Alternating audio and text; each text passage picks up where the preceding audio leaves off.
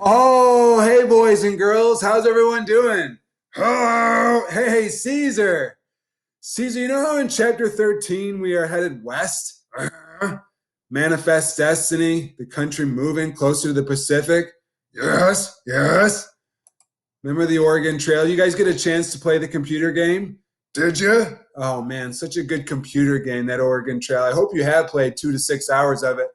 But whether you're a fur trader, a missionary, or just looking for some of that free land, one reason we went west was because of that Oregon Trail.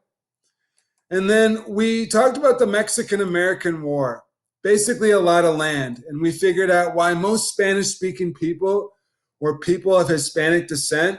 A lot of them living in the United States live in that Southwest area. And that can be traced back to this Mexican American War, a war we fought with Mexico that eventually, with our victory, ended us with getting a lot of land. Texas, New Mexico, Arizona, California, Nevada, parts of Colorado, Wyoming, all of that land we get, and once it becomes part of America, we start heading west. Today in 13.4, we look at other reasons why we're heading west, and one of those reasons, one of those groups, was this group of people known as the Mormons. Who? The Mormons, Caesar. They were a religious group, a form of Christianity. Maybe you've heard of Brigham Young. Long story short, they're being persecuted in Illinois. Hey, religious freedom in this country. They want to live in peace without persecution. So they decide, let's move somewhere where no one's going to bother us. And they pack up and move to Utah. And lo and behold, most Mormons living in the United States today, where do they live? Utah. Again, Brigham Young is the Mormon leader. Maybe you've heard of BYU University in Provo, Utah, where a lot of Mormons go and might take some sabbatical or do some missionary work. But the Mormons are another group of people who pushed America west in the 1800s. Finally comes this discovery of this shiny, valuable substance in California, gold. That's right, Caesar. The California gold rush. Now, once California becomes a part of the United States, shortly thereafter, near Sacramento, Sutter's Mill, a little nugget of gold is found, and the boom and the move to California begins. So many people moved to California in 1848 and 1849 that if you did so, you became known as a 49er.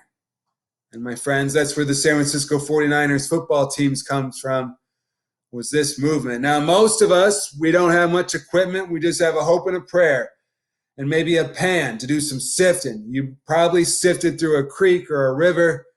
Maybe you had a team or more some advanced equipment, but most rudimentary equipment. And unfortunately, most of us did not find any gold. Most of the gold was found pretty quickly without a lot of success. Most of us came away empty-handed. Now, although it attracted people all over from the United States, especially from the East, it also attracted people from all over the world.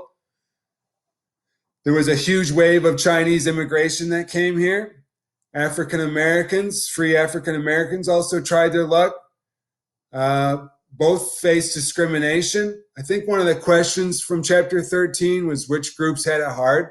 Well, Chinese immigrants, African Americans, they faced huge discrimination out west. So, and again, not a lot of success. Other cool things about the California Gold Rush. Maybe you heard of this guy, Levi Strauss. Jeans, if you wear jeans, Levi's. He invented them for this California Gold Rush. You needed a durable pair of pants to do some mining in that could hold the equipment. So jeans are born during this time.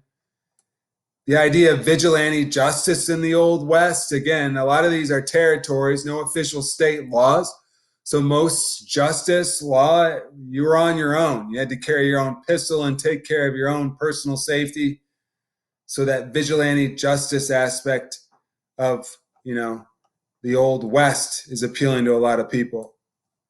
So the California Gold Rush, again, we can tie this to today in the world because in the United States, what's the most populated state in our country? It's California. Why is it so populated? Well, part of it is because hundreds of thousands of people moved there, not only from the East, but also from all over the world. Another reason why California has such a diverse population today. That's pretty cool, Caesar. How history, the past can explain why things are today. Wow, history. Yeah, pretty cool. Hey, take care, my friends. That's 13.4. Peace.